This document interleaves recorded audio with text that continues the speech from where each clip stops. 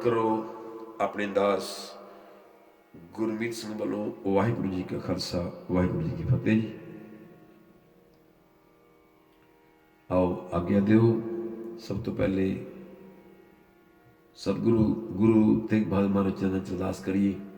ਸੱਚੇ ਪਾਤਸ਼ਾਹ ਜੀਓ, ਆਪ ਕਿਰਪਾ ਕਰੋ। ਆਪ ਦੀ ਇਹ ਮੁਬਾਰਕ ਅਗਾਧ ਬੋਧ ਬਾਣੀ ਦੇ ਅਸੀਂ ਵਿਚਾਰ ਕਰਨ ਲੱਗੇ ਹਾਂ। ਆਪ ਜੀ ਕਿਰਪਾ ਕਰੋ ਜੀ। ਜਤਨ ਬਹੁਤ ਸੁਖ ਕੇ ਕੀਏ,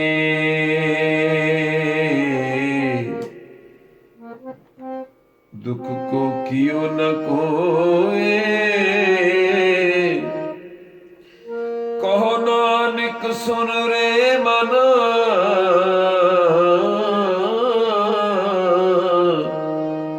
हर पवे सो होय।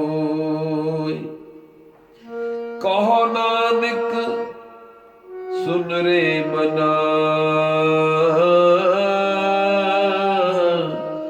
हर पवे सो होए।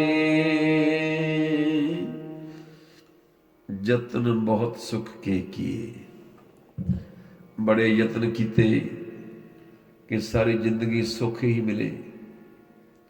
सुख वास्ते बड़े उपरले कीते, बड़े उद्यम कीते, बड़े तरगल कीते।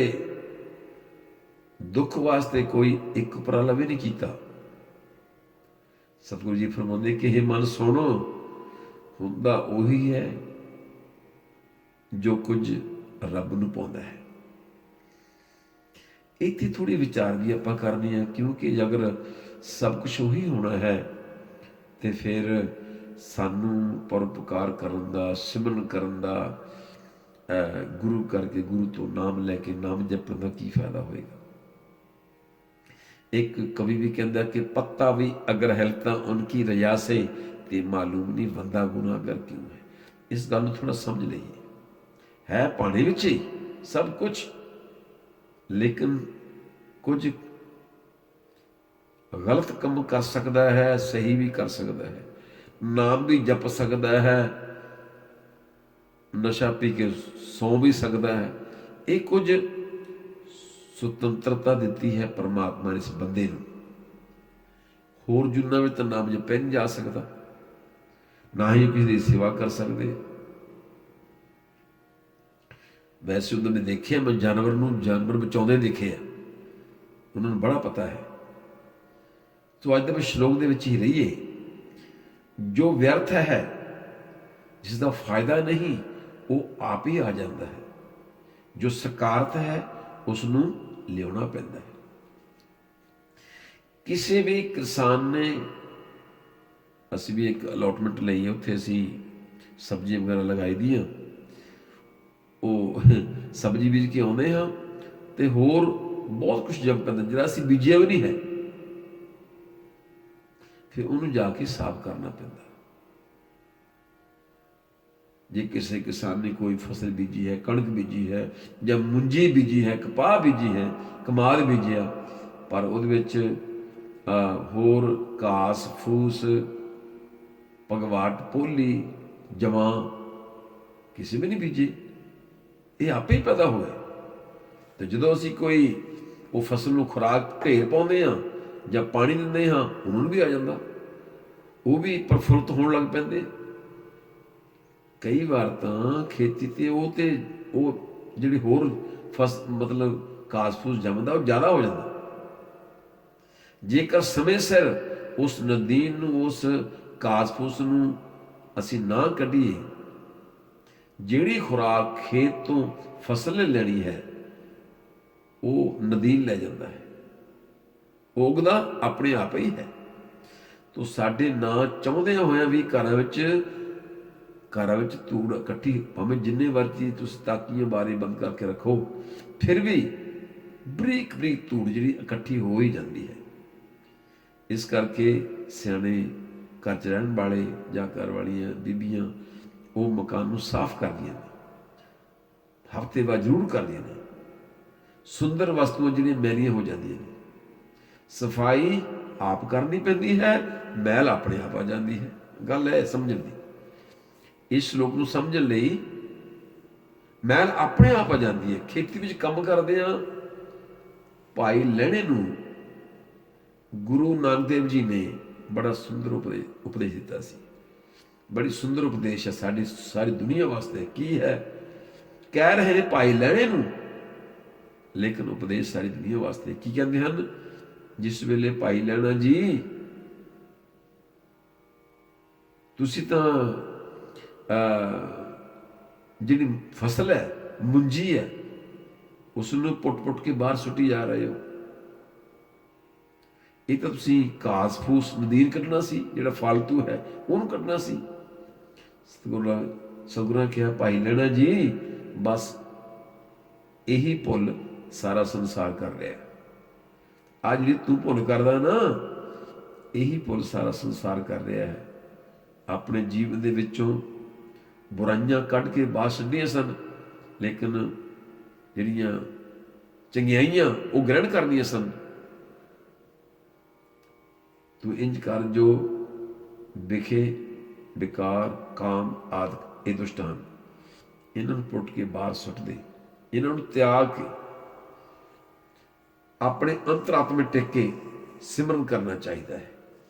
ਇਸ ਕਾਇਆ ਅੰਦਰ ਕਾਮ ਕ੍ਰੋਧ, ਇਸ ਕਾਇਆ ਅੰਦਰ ਕਾਮ ਕ੍ਰੋਧ ਵਸੈ, ਇਸ ਦੇਹੀ ਅੰਦਰ ਪੰਜ ਚੋਰ ਵਸੈ। ਇਹ ਪੰਕਤੀ ਮੈਂ ਯਾਦ ਕਰਦਾ ਸੀ। ਇਸ ਦੇਹੀ ਅੰਦਰ ਪੰਜ ਚੋਰ ਵਸੈ, ਕਾਮ ਕ੍ਰੋਧ ਲੋਭ ਮੋਹ ਹੰਕਾਰਾ, ਪਰ ਕਰਦੇ ਕਿਨੇ? ਅੰਮ੍ਰਿਤ ਲੂਟੇ ਮਨ ਮੁਖ ਨਹੀਂ ਬੂਝੇ, ਕੋ ਨਾ ਸੁਣੇ ਪੁਕਾਰਾ। ਅੰਧਾ ਜਗਤ, ਸਾਰਾ ਸੰਸਾਰ ਅੰਧੇ ਵਾਲੇ ਕੰਮ ਕਰਦਾ। ਅੰਧਾ ਜਗਤ ਅੰਧ ਵਰਤਾਰਾ। ਸਾਰਾ ਸੰਸਾਰ, ਸਾਰਾ ਜਗਤ ਇਹ ਕੋਸ਼ਿਸ਼ ਕਰਦਾ ਹੈ, ਟਰਾਈ ਕਰਦਾ ਹੈ ਕਿ ਸੁੱਖ ਮਿਲੇ, ਪਰ ਦੁੱਖ ਨਾਲ ਤੇਰਾ ਮਤਲਬ ਪੱਲਾ ਭਰਿਆ ਪਿਆ ਹੈ। ਦੁੱਖ ਦੇ ਦੋ ਕਾਰਨ ਹਨ। ਇੱਕ ਤਾਂ ਆਪਣੀ ਭੁੱਲ, ਇੱਕ ਦੁੱਖ ਜਿਹੜਾ ਹੈ ਨਾ, ਇੱਕ ਤਾਂ ਆਪਣੀ ਭੁੱਲ ਕਰਕੇ ਆਇਆ ਹੈ, ਇੱਕ ਪਰਮਾਤਮਾ ਵੱਲੋਂ। ਇਹ 'ਚ ਫਰਕ ਹੈ, ਥੋੜ੍ਹਾ ਜਿਹਾ ਸਮਝ ਲਈਏ ਆਪਾਂ, ਥੋੜੀ ਬਰੀਕ ਬਾਤ ਹੈ।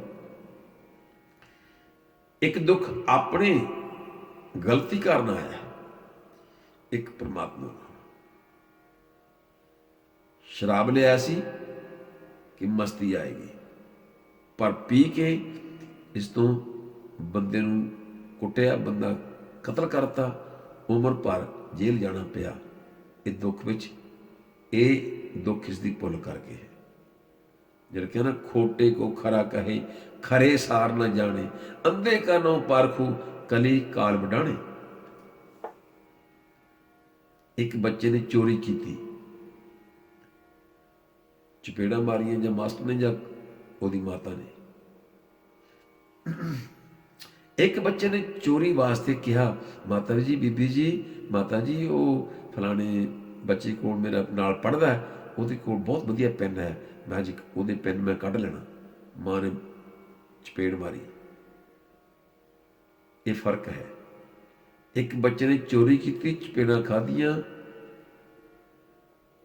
ਇੱਕ ਬੱਚੇ ਨੇ ਚੋਰੀ ਦਾ ਖਿਆਲ ਹੀ ਕੀਤਾ, ਮਾਂ ਨੇ ਚਪੇੜ ਮਾਰੀ। ਜਿੱਥੇ ਤੱਕ ਇਹ ਚਪੇੜਾਂ ਦਾ ਸਵਾਲ ਹੈ, ਉਹ ਤਾਂ ਬਰਾਬਰ ਹੈ, ਪਰ ਇੱਕ ਫਰਕ ਹੈ ਇਹਦੇ ਵਿੱਚ। ਕਿਹੜਾ? ਕਿਸੇ ਦੀ ਚਪੇੜ ਸਜ਼ਾ ਹੈ ਤੇ ਮਾਂ ਦੀ ਚਪੇੜ ਇੱਕ ਮਿਹਰ ਹੈ, ਇੱਕ ਬਖਸ਼ਿਸ਼ ਹੈ। ਤੇਰੀ ਭੁੱਲ ਤੋਂ ਦੁੱਖ ਸਜ਼ਾ ਹੈ। ਤੇਰੀ ਭੁੱਲ ਤੋਂ ਜੋ ਦੁੱਖ ਮਿਲਿਆ, ਪਰਮਾਤਮਾ ਦੁੱਖ ਕਿਸੇ ਦਿੰਦਾ ਹੀ ਨਹੀਂ। ਅਸੀਂ ਉਹਦੇ ਬੱਚੇ ਹਾਂ, ਉਹ ਸਾਨੂੰ ਦੁੱਖ ਦੇ ਕੇ ਰਾਜੀ ਥੋੜ੍ਹੀ ਹੈ। ਉਹ ਸਾਨੂੰ ਦੁੱਖ ਦੇ ਕੇ, ਸੰਤਨ ਦੁੱਖ ਪਾਏ ਤੇ ਦੁਖੀ ਸੁਖ ਪਾਏ, ਸਾਧਨ ਕੇ ਸੁਖੀ। ਪਰ ਜੇ ਦੱਦਾ ਦੋਸ਼ ਨ ਦੇਹੂ ਕਿਸੈ, ਦੋਸ਼ ਕਰਮਾ ਆਪਣੇ, ਜੋ ਮੈਂ ਕੀਆ ਸੋ ਮੈਂ ਪਾਇਆ, ਦੋਸ਼ ਨ ਦੀਜੇ। ਤੇਰੀ ਭੁੱਲ ਤੋਂ ਦੁੱਖ ਸਜ਼ਾ ਹੈ, ਪਰ ਰੱਬ ਵੱਲੋਂ, ਗੁਰੂ ਵੱਲੋਂ ਦੁੱਖ ਉਸਦੀ ਮਿਹਰ ਹੈ। ਕੀਤਿਆ ਦੁਖ ਭੂਖ ਸਦਮਾਰ, ਇਹ ਪੇ ਦਾਤ ਤੇਰੀ ਦਾਤਾਰ। ਰੱਬ ਦਾ ਦਿੱਤਾ ਦੁੱਖ, ਜਿਹੜਾ ਦੁੱਖ ਰੱਬ ਨੂੰ ਚੰਗਾ ਲੱਗ ਰਿਹਾ, ਉਹ ਮੇਰੀ ਝੋਲੀ 'ਚ ਪਾ ਰਿਹਾ ਹੈ, ਤਾਂ ਇਹ ਉਸਦੀ ਦਾਤ ਹੈ। ਮਾਂ ਦੀ ਚਪੇੜ ਵਿੱਚ ਪੁੱਤਰ ਲਈ ਹਜ਼ਾਰਾਂ ਸ਼ੁਭ ਕਾਮਨਾਵਾਂ ਹਨ ਕਿ ਮੇਰਾ ਪੁੱਤਰ ਬੁਲੰਦੀਆਂ ਨੂੰ ਛੂਹੇ ਔਰ ਬਹੁਤ ਵੱਡਾ ਇਹਦੀ ਸ਼ੋਹਰਤ ਹੋਵੇ, ਅਕਲ ਵਾਲਾ ਹੋਵੇ। ਰੱਬ ਦਾ ਦਿੱਤਾ ਦੁੱਖ ਤੇਰੇ ਅਨੇਕਾਂ ਦੁੱਖ ਟਣਾਇਆ ਹੈ। ਤੇਰੀ ਭੁੱਲ ਤੋਂ ਆਇਆ ਦੁੱਖ ਤੈਨੂੰ ਸਾਹਸਹੀਨ ਤੇ ਨਿਕੰਮਾ ਬਣਾ ਦੇਵੇਗਾ। ਸੋ ਤੈਨੂੰ ਪਾਪੀ ਬਣਾ ਸਕਦਾ ਹੈ, ਪਰ ਪਰਮਾਤਮਾ ਵੱਲੋਂ, ਖੁਦਾ ਵੱਲੋਂ ਆਇਆ ਦੁੱਖ ਜਿਹੜਾ ਹੈ, ਜਿਹੜਾ ਉਸ ਪਰਮਾਤਮਾ ਵੱਲੋਂ ਆਇਆ ਦੁੱਖ ਤੈਨੂੰ ਸੂਰਮਾ ਅਤੇ ਸੰਤ ਬਣਾ ਦੇਵੇਗਾ। ਭੁੱਲ ਦਾ ਦੁੱਖ ਭੋਗ ਲੈ, ਅੱਗੋਂ ਸੁਚੇਤ ਹੋ ਜਾ। ਜਿਹੜਾ ਭੁੱਲ ਤੋਂ ਦੁੱਖ ਮਿਲਿਆ ਨਾ, ਉਹਨੂੰ ਭੋਗ ਲੈ, ਅੱਗੋਂ ਸੁਚੇਤ ਹੋ ਜਾ। ਜੋ ਨਰ ਦੁੱਖ ਮੇ ਦੁੱਖ ਨਹੀਂ ਮਾਨੇ, ਸੁਖ ਸੁਨਿਆਰ ਪੈ ਨਹੀਂ ਜਾ ਕੇ ਕੰਚਨ ਮਾਟੀ ਮਾਨੇ। ਅੱਗੇ ਸਮਝ ਲੋ ਨੰਦ ਲਾਲਾ, ਜੋ ਬੀਤੀ ਸੋ ਬੀਤੀ। ਸੋ ਕਿਸੇ ਫਕੀਰ ਨੂੰ ਕਿਸੇ ਨੇ ਜ਼ਖਮੀ ਕਰਤਾ ਤੇ ਕੁਰਲਾ ਰਿਹਾ, ਕਹਿ ਰਿਹਾ ਸੀ ਪਰਮਾਤਮਾ ਦਾ ਸ਼ੁਕਰ ਹੈ ਮੈਂ ਮੁਸੀਬਤ ਵਿੱਚ ਫਸਿਆ ਹਾਂ, ਗੁਨਾਹ ਵਿੱਚ ਗ੍ਰਿਫਤਾਰ ਨਹੀਂ। ਤੋ ਸਤਿਗੁਰੂ ਗੁਰੂ ਤੇਗ ਬਹਾਦਰ ਮਹਾਰਾਜ ਜੀ ਇਹ ਗੱਲ ਸਮਝਾਉਂਦੇ ਨੇ। ਗੁਰੂ ਤੇਗ ਬਹਾਦਰ ਕਹਿੰਦੇ ਹਨ ਕਿ ਯਤਨ ਕੀਤੇ ਹਨ ਸੁੱਖ ਦੇ, ਸੁੱਖ ਦੇ ਯਤਨ ਕੀਤੇ, ਪਰ ਆਪਣੇ ਵੱਲੋਂ ਸ਼ੁਭ ਕਰਮ ਕਰ, ਫਿਰ ਵੀ ਦੁੱਖ ਆਵੇ ਜੋ ਤੇਰੀ ਭੁੱਲ ਹੈ ਤਾਂ ਪਛਤਾ ਲੈ, ਉਹਦਾ ਪਛਤਾਪ ਕਰ, ਅੱਗੋਂ ਤੋਂ ਨਾ ਹੋਵੇ। ਜੇ ਰੱਬ ਦੀ ਦਾਤ ਹੈ ਤੇ ਪਾਣਾ ਮੰਨ ਲੈ, ਹਰ ਭਾਵੈ ਸੋ ਹੋਏ। ਇਹ ਸ਼ਲੋਕ ਬਹੁਤ ਵੱਡੀ ਸਿੱਖਿਆ ਲੈ ਕੇ ਆਇਆ ਸੱਚੇ ਪਾਤਸ਼ਾਹ। ਯਤਨ ਬਹੁਤ ਸੁਖ ਕੀ ਕੀਏ, ਦੁੱਖ ਕੋ ਕੀਓ ਨ ਕੋਏ। ਕਉ ਨਾਨਕ ਸੁਨ ਰੇ ਮਨਾ, ਹਰ ਭਾਵੈ ਸੋ ਹੋਈ। ਪੁੰਨ ਚੁੱਕਾ ਮਾਫ ਜੀ। ਸਾਰਿਆਂ ਧੰਨਵਾਦ ਜੋ ਤੁਸੀਂ ਰੋਜ਼ ਧੰਨਵਾਦ ਵੀ ਕਰਦੇ ਹੋ। ਕਈ ਇਕੱਲਾ ਵਾਹਿਗੁਰੂ ਲਿਖਦੇ ਨੇ, ਬਹੁਤ ਵਧੀਆ ਧੰਨਵਾਦ। ਇਹਦਾ ਮਤਲਬ ਸੁਣਿਆ ਕਰੋ ਸਾਰਾ। ਸੁਣ ਸੁਣ ਅੰਧੇ ਪਾਏ ਰਾਹ। ਸੋ ਸੁਣ ਕੇ ਆਪਾਂ ਨੂੰ ਗਿਆਨ ਹੋਵੇਗਾ। ਸੋ ਸਾਰਿਆਂ ਦਾ ਬਹੁਤ ਧੰਨਵਾਦ ਜੀ। ਬੁਲਾਓ ਫਤਿਹ। ਵਾਹਿਗੁਰੂ ਜੀ ਕਾ ਖਾਲਸਾ, ਵਾਹਿਗੁਰੂ ਜੀ ਕੀ ਫਤਿਹ।